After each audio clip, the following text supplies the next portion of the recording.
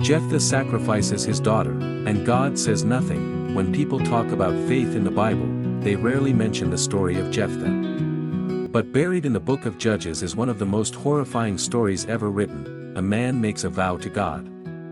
The price? The life of his only child. And when he kills her, God says nothing. Judges 11 verses 30 to 31 records Jephthah's words, "If you give the Ammonites into my hand, then whatever comes out from the doors of my house to meet me shall be the Lord's, and I will offer it up as a burnt offering." Jephthah wins the battle. He comes home victorious. And who runs out to greet him? Not a servant, not an animal, but his only daughter. Dancing and singing. Judges 11 verse 34 says, "And behold, his daughter came out to meet him with tambourines and with dances."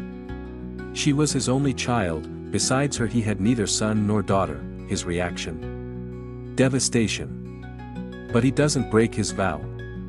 Judges 11 verse 39 says chillingly, "He did with her according to his vow that he had made." In other words, he sacrificed his daughter to God. Here's the problem: where was God? This was supposedly a judge of Israel, a leader chosen by God. Why didn't God intervene?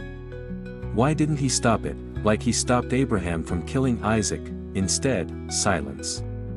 Approval by omission. And yet, in Hebrews 11, the so-called Hall of Faith, Jephthah is praised as a man of faith. A man who murdered his daughter in God's name is celebrated as righteous. The story of Jephthah's daughter forces us to face an ugly truth: sometimes, faith doesn't lead to goodness. Sometimes, it leads to violence, tragedy, and blind obedience. If this is the kind of faith the Bible upholds, then maybe the most moral choice isn't obedience, but resistance. If this shocked you, subscribe for more. In the next episode, we'll look at the conquest of Jericho, when God ordered the total destruction of men, women, children, and even animals. Yes, genocide, in the name of God.